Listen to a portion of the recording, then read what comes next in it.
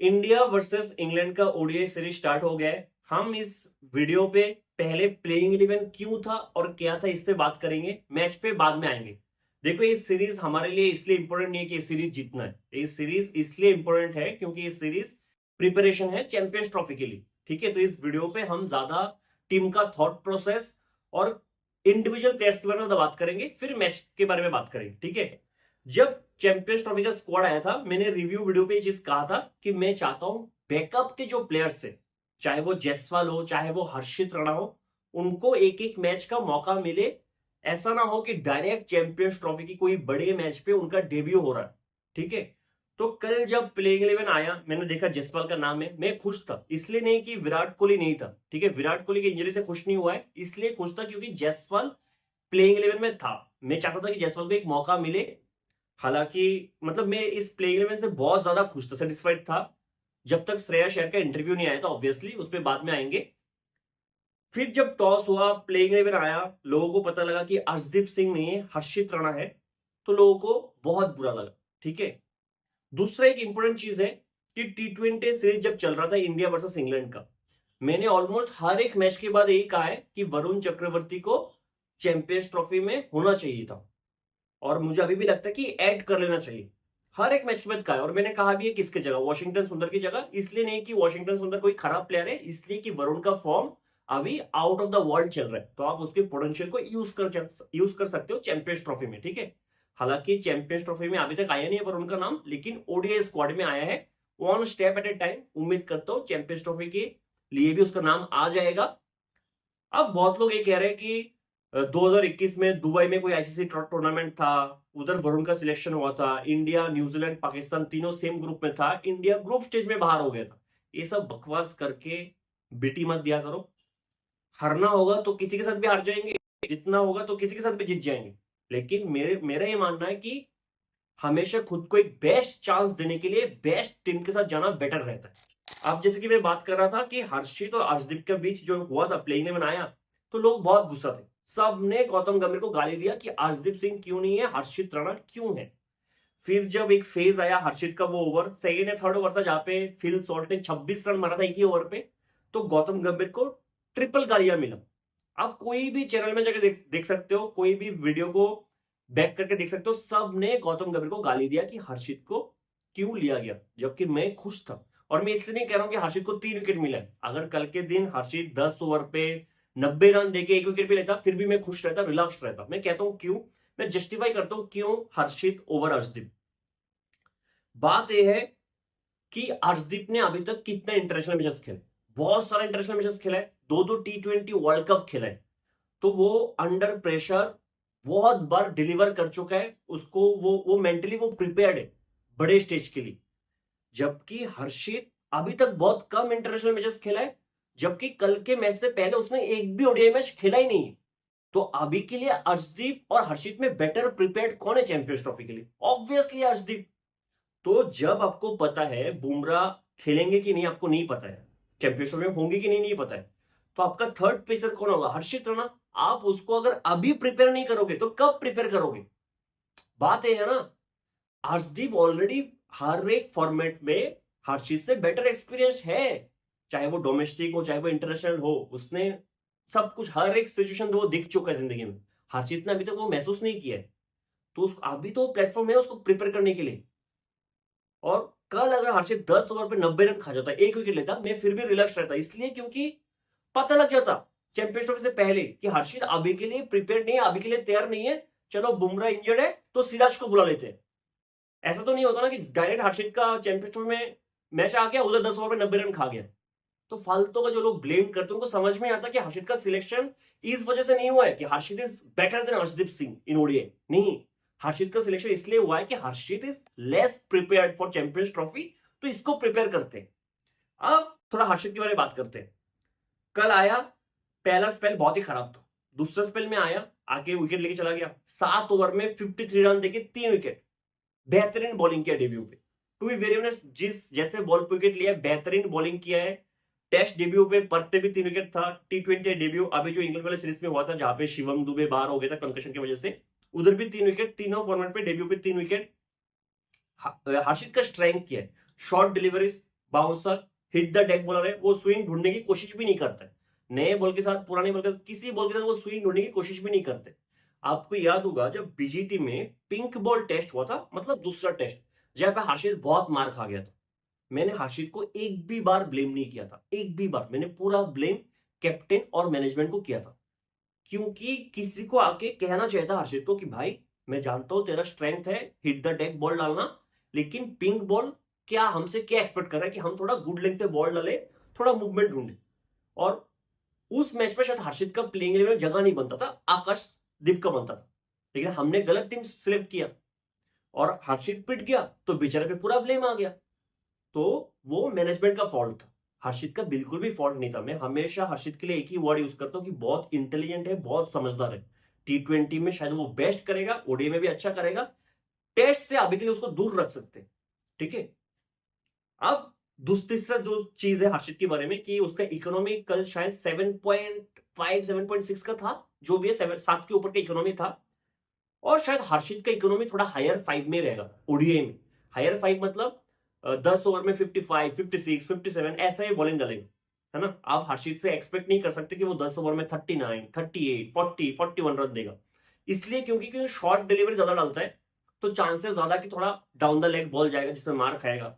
कुछ बॉल वो थोड़ा बाहर आ जाएगा, उसमें बैट्समैन को बहुत रूम मिलेगा, बैट्समैन मारेगा, तो थोड़ा एक्सपेंसिव रहेगा वो। हायर 5 में उसका इकोनॉमी रहेगा, लेकिन वो विकेट टेकिंग बॉलर है, बहुत अच्छा बॉलिंग करता है, बहुत अच्छा बॉलिंग करता है। आप लोगों के पास जवाब नहीं है जिन्होंने टॉस के बाद गंभीर को बहुत ब्लेम किया, इसमें जब 26 ओवर वाला वो स्पेल आया 26 रन का, पूरा इंटरनेट पे मीम भर गया हर्षित के लिए। लेकिन मैं तो खुश था, कोई वीडियो ने मार खाया तो भी मैं खुश था कि चलो चैंपियंस ट्रॉफी से पहले सब पता लग जाए। ऐसा ना हो कि ना 2019 वाला वर्ल्ड कप याद आ जाए विजय शंकर को लेके जाने वाला, कि वर्ल्ड कप में पता लगे कौन कैसा है, ठीक है। फिर आशदीप सिंह पे थोड़ा बात करते हैं।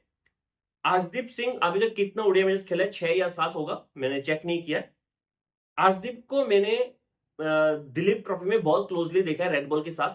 ओडी में भी जितना मैंने देखा है, श्रीलंका वाला सीरीज जो भी है, आशदीप का जो प्रॉब्लम है ना, उसका स्ट्रेंथ है स्विंग करना न्यू बॉल के साथ, जो बहुत बड़ा स्ट्रेंथ है। शायद वर्ल्ड का भी बेस्ट बॉलर है जिसको न्यू बॉल के साथ स्विंग मिलते हैं इतना ज्यादा, ठीक है। लेकिन जो प्रॉब्लम मुझे नजर आता है आशदीप सिंह के साथ, मान लो 10 ओवर का स्पेल उसको डालना है, 10 ओवर डालना है, स्पेल ने 10 ओवर डालना है उसको ओडीआई में, तो मान लो नए बॉल के साथ 4 ओवर डाल देगा, बेहतरीन 4 ओवर डालेगा, ठीक है। फिर बीच में 3 ओवर डालेगा, फिर डेथ पैक 3 ओवर डालेगा। जो बीच में 3 ओवर डालता है ना, वो थोड़ा लूज डालता है। और एक प्रॉब्लम इसलिए, जैसे कि आप T20 में देखते हो आशदीप को, शुरू में 2 ओवर, डेथ पे 2 ओवर, ठीक है। दोनों स्पेल में 4 ओवर में same effort, same energy, same effectiveness दिखता है कि सेम जोर लगा रहा है।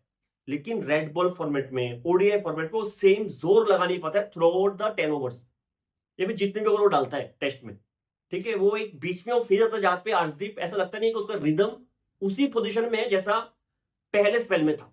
जैसे कि आप देखते हो शमी के लिए, कि शमी हर एक स्पेल में सेम तरीके से बॉल डालता है, सेम शार्पनेस रहता है। बुमराह, भुवनेश्वर कुमार, वो थोड़ा अर्शदीप पे लैकिंग है। और मैं समझ सकता हूँ, क्योंकि अभी तक लंबा फॉर्मेट इतना ज्यादा खेला नहीं, एक थोड़ा अर्शदीप में मुझे वीकनेस नजर आता है।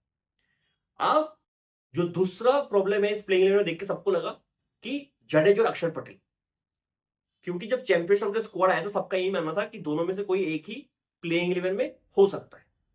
और जब मैंने स्क्वाड रिव्यू किया था, मैंने कहा था मेरे हिसाब से जडेजा प्लेइंग इलेवन में होना चाहिए, क्योंकि मैं हमेशा मानता हूं टेस्ट और ओडीआई में जडेजा सिर्फ एज ए बॉलर भी खेल सकते हैं। एज ए बॉलर वो इतना कंट्रीब्यूट कर देता है टेस्ट और ओडीआई में कि अगर वो बैट से परफॉर्म भी नहीं करता है, फिर भी सिर्फ as a bowler, as a one dimensional player भी वो टीम में जगह बना लेगा, ठीक है। और मैंने जडेजा को चुना था। अब कल जडेजा ने बॉलिंग से बेहतरीन बॉलिंग किया, बेहतरीन बॉलिंग किया। 10 ओवर पे शायद 29 रन, 3 विकेट, 2.9 का इकोनॉमी, 3 बेहतरीन विकेट लिया है। जहां पे अक्षर पटेल बॉलिंग से थोड़ा मार खा गया, उसका इकोनॉमी शायद 5.5 के आसपास था। एक विकेट लिया है, जो एक विकेट लिया है वो बहुत ही खराब बॉल था, जॉस बटलर का बॉल तो था। अक्षर खुद हंस दिया था कि उस बॉल पे विकेट मिल गया। शॉर्ट बॉल, आधे पिच का डिलीवरी डाउन द लेग जाने वाला था। शायद जिस बाउंस और जो हाइट जॉस बटलर एक्सपेक्ट कर रहे थे, उस हाइट पे बॉल नहीं आया, बहुत नीचे रह गया, उधर जॉस बटलर आउट हो गए। ये हो गया बॉलिंग जहां पे जडेजा बहुत आगे निकल गया। अब जब बैटिंग आया, अक्षर पटेल को नंबर 5 पे भेजा गया। वो बैटिंग करने आता है, आके पहले स्लॉक स्विप पे चौका, छक्का, फिर एक जो शायद कर्स को वजह पे ड्राइव मारा है, बहुत सारे खूबसूरत ड्राइव मारा है, चौका, मतलब प्रॉपर बैट्समैन की तरह बैटिंग किया है। 52 रन बनाए 47 बॉल पे कुछ, ऑलमोस्ट 110 का strike rate, brilliant batting like a proper batsman. और अक्षर पटेल पिछले 2 साल से white ball format, red ball format, दोनों फॉर्मेट में बैट से प्रॉपर कंट्रीब्यूट कर रहे हैं, बहुत अच्छा कर रहे हैं। जडेजा शायद वो व्हाइट बॉल फॉर्मेट में बैट से वो कंट्रीब्यूट नहीं कर पाए। तो अगर मुझे इन दो में से किसी एक को चुनना है, देखो टू बी ऑनेस्ट मैं इन दोनों का डाई हार्ड फैन हूँ। डाई हार्ड एक्चुअली जो भी ऑलराउंडर्स है मैं उनका डाई हार्ड फैन रहता हूँ, चाहे वो हार्दिक पांड्या हो, चाहे वो जडेजा हो, चाहे वो अक्षर पटेल हो, चाहे वो अभी नीतीश कुमार रेड्डी है। मैं सबका इतना डाई हार्ड फैन रहता हूँ। जो बैट्समैन और बॉलर के लिए मैं इतना ज्यादा फैन नहीं रहता हूँ। तो मेरे लिए चुनना मुश्किल है। ओडीआई में मतलब टेस्ट में मैं आंख बंद कर जडेजा को चुन लूंगा, अगर दो में से एक को चुनना है। टी20 में मैं आंख बंद करके अक्षर पटेल को चुन लूंगा। ओडीआई में अगर मैं कैप्टन होता, मैं टॉस करता, जो टॉस हार गया उस दिन वो बाहर। लेकिन सच ये है कि अक्षर पटेल मुझे बैट से ज्यादा कॉन्फिडेंस देता है। वो एक बिलीफ रहता है कि अक्षर पटेल अंडर प्रेशर अच्छा करेगा। बहुत बड़ा टर्म है अंडर प्रेशर। अक्षर पटेल की बैटिंग से मुझे वो बिलीफ मिलता है, वो फेथ मिलता है कि वो अंडर प्रेशर भी अच्छा करेगा। जो बिलीफ और फेथ शायद मुझे जडेजा की बैटिंग से नहीं मिलता है ओडीआई क्रिकेट में। अगर मैं एक डिफरेंस आपको बोलूं, मान लो जडेजा एक ओडीआई मैच पे 40 रन का एक नॉक खेलता है, तो उस नॉक पे ना वो स्मूथनेस, एक जो कंटिन्यूटी होता है, वो जो फ्लो होता है वो नहीं रहता है।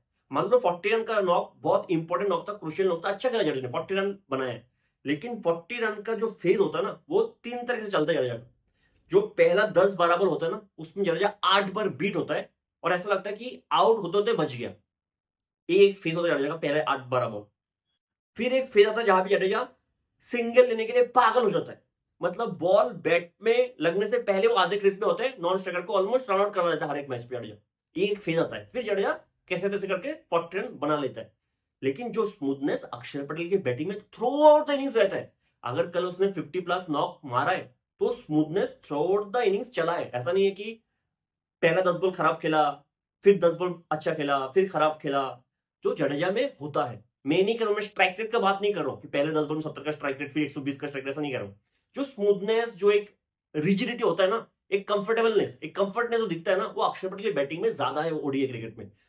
टेस्ट में अलग है, टेस्ट में जडेजा बहुत ज्यादा कंफर्ट देता है, उसका डिफेंस बहुत स्ट्रॉन्ग है। लेकिन ओडीआई में अभी के लिए अक्षर पटेल बैटिंग से मुझे थोड़ा ज्यादा बिलीव देते हैं, और ऐसा लगता है कि अंडर प्रेशर भी वो बहुत अच्छा करेगा, क्योंकि जडेजा बहुत टाइम से व्हाइट बॉल फॉर्मेट में अंडर प्रेशर अच्छा बैटिंग किया नहीं। और अक्षर पटेल अभी अभी टी20 वर्ल्ड कप में फाइनल में जो नॉक खेला, वो मेरे दिमाग से अभी तक गया नहीं। मुझे प्रॉब्लम ये है, आप क्योंकि जडेजा और अक्षर दोनों ने अच्छा किया, एक ने बॉलिंग से एक ने बैटिंग से। हालांकि जडेजा ने 120 की स्ट्राइक रेट से बैटिंग किया है कल, ठीक है, भूलना मत। ये मत चेक करो कितना बॉल्स खेला, कितना रन बना, 120 की स्ट्राइक से बैटिंग की। मेरा प्रॉब्लम ये है, आप क्योंकि दोनों ने अच्छा कर लिया, क्या कुलदीप यादव का कट जाएगा? ऐसा हो सकता है। और इस बात पे आप डिनाई नहीं कर सकते कि Kuldeep Yadav has been our best white ball spinner, ठीक है।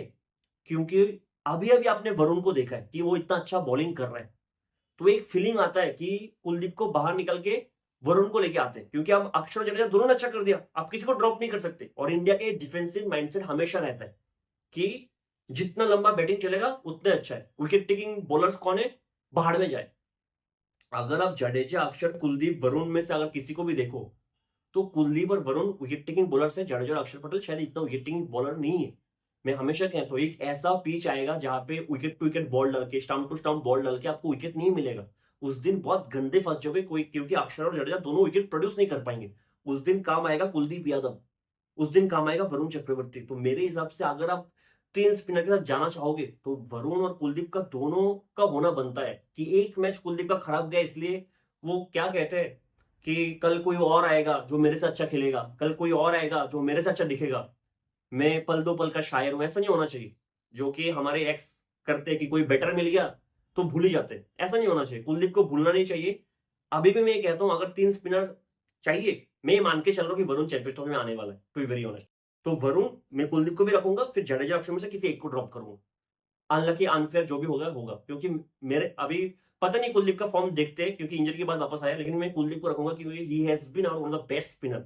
तो मुझे डर इसलिए है कि कुलदीप का कट ना जाए, क्योंकि अक्षर, जडेजा दोनों ने अच्छा कर लिया। अगर कल कोई एक खराब करता ना, अगर कल अक्षर बैटिंग से भी फ्लॉप करता ना, तो मैं लिख के सकता हूँ जडेजा प्लेइंग 11 में होता, अगले मैच से, मतलब अगले चैंपियन ट्रॉफी में अक्षर पटेल बेंच करते हुए आपको मिलता। क्योंकि अभी अक्षर पटेल ने इतना अच्छा बैटिंग कर दिया ना, तो अक्षर पटेल को ड्रॉप नहीं करेंगे। और इंडिया के माइंडसेट रहा है, बीजीटी भी हम इसी वजह से हारा है, क्योंकि हमने बैटिंग को बहुत डीप कर लिया। हमने सोचा भी नहीं विकेट टेकिंग बॉलर्स कौन है हमारे पास, है ना?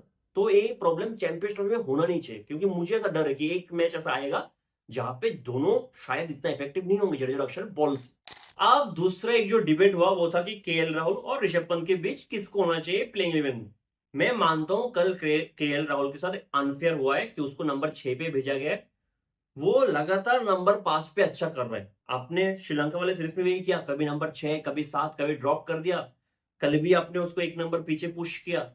प्रॉब्लम ये है कि केएल राहुल है ना, ऑलरेडी वो मेंटली स्टेबल नहीं, सॉरी ये गलत साउंड कर रहा है, mentally stable in the sense कि उसके दिमाग में ऑलरेडी बहुत कुछ चलता रहता है। He is someone who is always out of confidence. कभी मतलब कॉन्फिडेंस में रहता ही नहीं है, चाहे उसका 100 मार दे वो ऐसे अगले मैच में लगता है कि केएल राहुल अभी अभी 0 बना के आए। अनलाइक श्रेयस अय्यर और हार्दिक पांड्या जो बहुत ही डोमिनेटिंग कैरेक्टर है, अगर श्रेयस और हार्दिक लगातार 3 मैच में 0 बना के आएंगे ना, जिस तरह से चल के आते हैं ऐसा लगता है कि अभी अभी 200 मार के आए। तो केएल राहुल ऐसा नहीं है। तो जो प्लेयर हमेशा से आउट ऑफ कॉन्फिडेंस में रहते हैं, हमेशा थोड़ा सा ऐसा मतलब कंफ्यूज रहते हैं, आप उसके बैटिंग पोजीशन के साथ हमेशा गेम नहीं खेल सकते। केएल राहुल वो आखिरी प्लेयर होगा जिसका मैं बैटिंग ऑर्डर चेंज करूंगा, जबकि वो नंबर 5 पे इतना अच्छा कर रहा था। He is not like every other batsman. और ये अनफेयर है मेरे हिसाब से, क्योंकि वो नंबर 5 पे बहुत अच्छा कर रहा था। केएल राहुल मेरे हिसाब से ओडीआई पे ऊपर है ऋषभ पंत से, क्योंकि केएल राहुल वो प्लेयर है जो मुझे बिलीव देता है कि अगर वो 10 मैच खेलेगा, वो 7 मैच पे 40 प्लस रन बना के देगा मुझे। जहां पे ऋषभ पंत है, अगर 10 मैच खेलेगा लगातार, वो एक मैच पे 100 मार देगा 60-70 बॉल पे, एक मैच पे 40 मार देगा 20-30 बॉल पे। अगले 8 मैच पे वो अननेसेसरी बिजर शॉट खेल के आउट हो जाएगा। उसको सिचुएशन से फर्क नहीं पड़ता है, वो कभी भी सिचुएशन वाइज खेलता नहीं है। तो केएल राहुल मुझे बेटर कंसिस्टेंट बैट्समैन लगता है कि इस सिचुएशन में भी बैटिंग कर लेगा, इधर भी कर लेगा, मार लेगा तो मार भी सकता है। तो केएल राहुल की बैटिंग पोजीशन के साथ आप इस गेम बार बार नहीं खेल सकते हो, कोई जरूरत ही नहीं है इस चीज का। अगर उसका बेस्ट आपको चाहिए नंबर 5 पे भेजो, उसके बाद अगर 3-4 मैच लगातार फ्लॉप हो गया, मैं कहता हूं उसको निकाल दो। मैं खुद केएल राहुल का रिवर्स फैन हूं, ठीक है? मेरे को प्रॉब्लम नहीं है, लेकिन जो फेयर है वो तो होना चाहिए ना उसके साथ।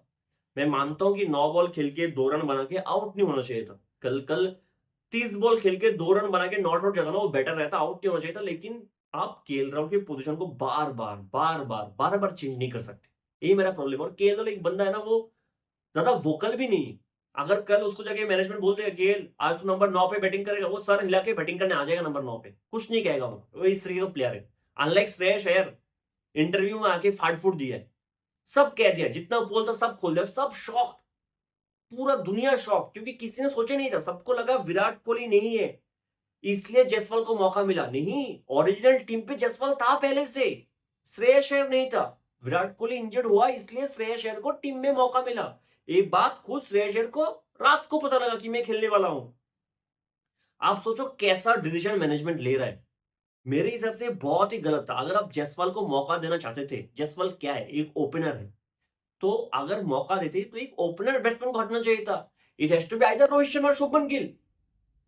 आप कैप्टन को बाहर नहीं कर सकते, आप गिल को बाहर करो। एक ओपनर को खिलाने के लिए अपने नंबर 4 का बैट्समैन बाहर कर दिया, ये कौन से दुनिया का लॉजिक है? एक ओपनर को मौका देने के लिए अपने नंबर 4 के बैट्समैन को टीम से बाहर कर दिया, जबकि श्रेयस अय्यर लगातार उस पोजीशन में अच्छा बैटिंग किया है। इतना अंडररेटेड बैट्समैन है, लोगों को लगता है श्रेयस अय्यर फालतू में एग्जिस्ट करता है इंडियन क्रिकेट में, फालतू में एग्जिस्ट करता लोगों को लगता है। आप मुझे एक चीज बताओ, अगर कल विराट कोहली फिट होता, श्रेयस अय्यर नहीं खेलता, तो विराट कोहली कौन से नंबर बैटिंग करता, नंबर 4 पे, या फिर शुभमन गिल नंबर 4 पे आता? क्योंकि जायसवाल और रोहित तो ओपनिंग करता पक्का, फिर नंबर 3 पे हमेशा विराट कोहली बैटिंग करता है। तो कल अगर विराट फिट होता, कि विराट नंबर 3 पे आता कि शुभमन नंबर 4 पे आता? तो ये जो गौतम गंभीर एक्सपेरिमेंट्स कर रहे हैं, क्यों कर रहे हैं, मेरे को सच में पता नहीं लगा।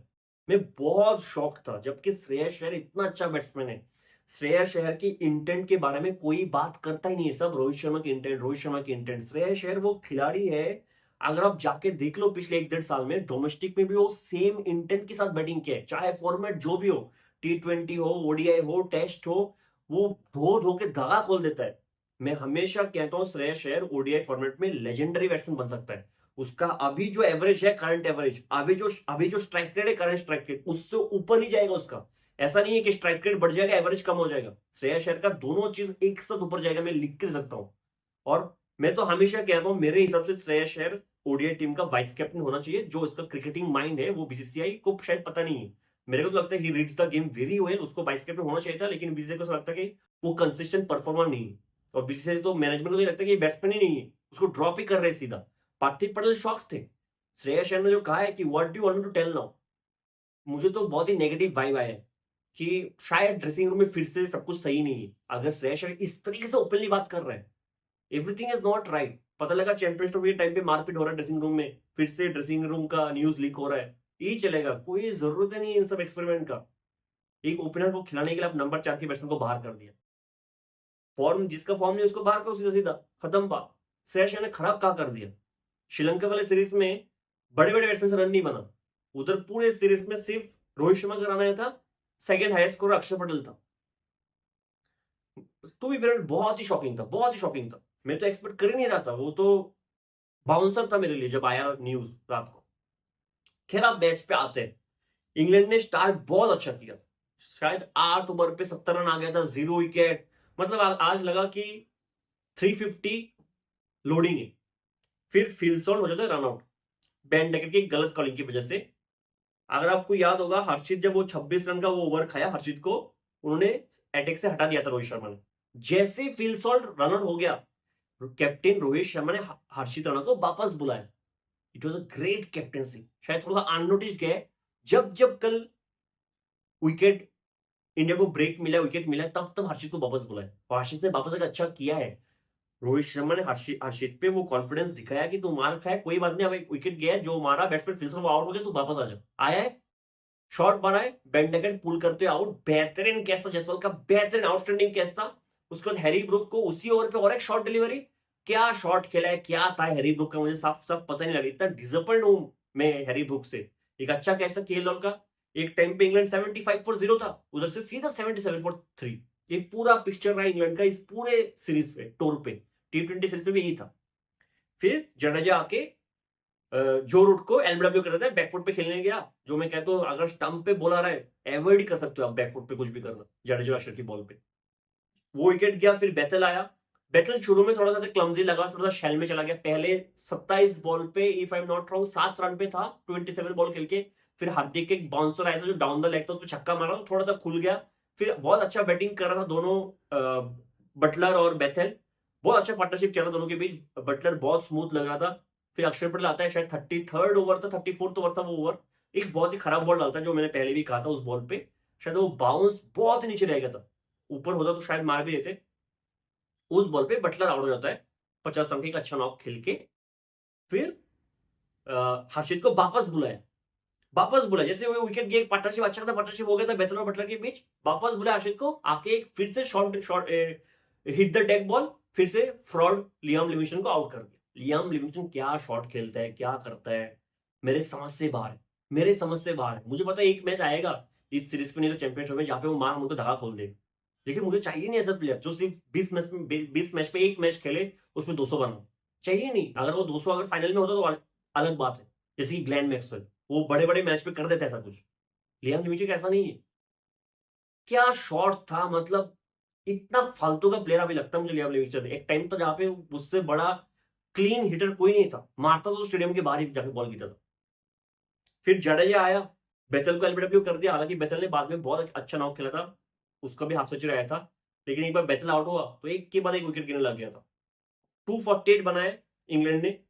बहुत ही खराब बैटिंग किया है वो तो। जॉफ्रा आर्चर ने लास्ट में कुछ मार दिया तो 240 तक पहुंचा है, जहां पे 300 रन तो आराम से बनना चाहिए था। जिस तरीके का स्टार्टिंग हुआ था, 350 भी ऐसा लग रहा था कि आराम से बन जाएगा। शामी भाई के बारे में बात करना चाहूंगा। शामी भाई एक विकेट लिया है, शायद कर्स को बोल्ड किया है, लेकिन अभी भी शामी भाई वो रिदम पे नहीं आए। तो शुरू में स्विंग ढूंढ रहा है। जो एक बात था ना शमी भाई का, कि ऑफ द पिच मूवमेंट मिला था, सीम में बॉल गिरता था, फिर ऑफ द पिच अंदर बाहर होता था, वो अभी तक इतना देखने को नहीं मिला। हालांकि सेकंड स्पेल अच्छा था, बाउंसर जितना शामी भाई का इफेक्टिव होता है उतना था नहीं, थोड़ा और टाइम लगेगा मुझे ऐसा लगता है।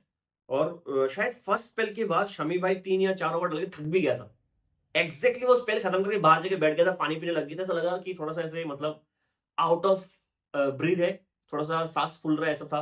कितना फिटनेस है क्या है देखना है बहुत, मतलब मुझे तो थोड़ा प्रॉब्लम इधर नजर आता है। अगर शमी ठीक से फिट नहीं है और फॉर्म जैसा चल रहा है ऐसा ही है, जो नॉर्मल फॉर्म है वो प्राइम शमी वाला फॉर्म नहीं है, ठीक है, और बुमराह भी नहीं खेलता है, फिर थोड़ा सा प्रॉब्लमेटिक मुझे इधर लग रहा है, to be very honest. Spin कुछ कर लेगा तो स्पिन ही जिताते इंडिया को।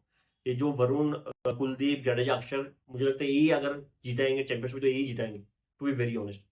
अब इंडिया जब बैटिंग करने आता है, बहुत एक्सलेंट था मुझे एक तो जायसवाल को देखने के लिए, दूसरा रोहित शर्मा का फॉर्म देखने के लिए।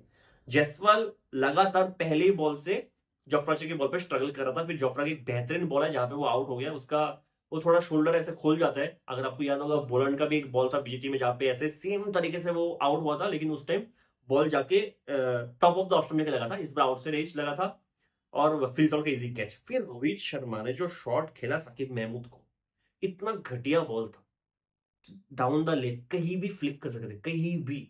जो रोहित शर्मा बैट्समैन है ना, वो इस शॉट को है ना आग बंद कर मारता ना, वो ग्राउंड के बाहर जाके गिरता, सीधा खड़ा हो गया। मुझे ऐसा लगता है कि रोहित शर्मा पिछले कुछ टाइम से जब भी खेलता है ना, हाफ हार्टेड शॉट ही खेलता है। उनके मन पे मतलब दो दो चीज चलता है कि डिफेंस कर लो या फिर बड़ा शॉट खेल लो, और इस चक्कर में आधा आधा शॉट खेलते हैं हमेशा। बहुत मुझे प्रॉब्लम ये है कि रन नहीं आ रहा है, विराट और रोहित का रन नहीं आ रहा है, ये प्रॉब्लम नहीं है। जिस तरीके से आउट हो रहे दोनों, जिस तरीके से खेल रहे हैं, उसमें प्रॉब्लम है कि क्या ये बॉल था। अब बताओ क्या बॉल था, क्या रणजी में जिस बॉल पे रोहित शर्मा आउट हुए दोनों इनिंग्स पे, क्या वो बॉल थे आउट होने के लिए? एक अच्छा बॉल पे तब आउट हुए होते। बहुत ही खराब। फिर श्रेयस अय्यर बैटिंग करने के लिए आया, तो जोफ्रा आर्चर को लगा संजू सैमसन आ गए, बाउंस से मार देता हूं, मारा जो छक्का श्रेयस अय्यर ने मारा है, brilliant shot, has to be the shot of the day. उसी ओवर पे और एक शॉट डालता है श्रेयस अय्यर, कट करता थर्ड मैन के ऊपर से और एक छक्का, फिर रिवर्स स्वीप पे छक्का। एक जो ओवर मुझे याद आ रहा है जिसमें 3 कवर ड्राइव मारा शायद श्रेयस अय्यर ने, तीनों चौका था। इसका ओवर मैं भूल गया हूँ, कर्ज का था या महमूद का था, मैं भूल गया हूँ।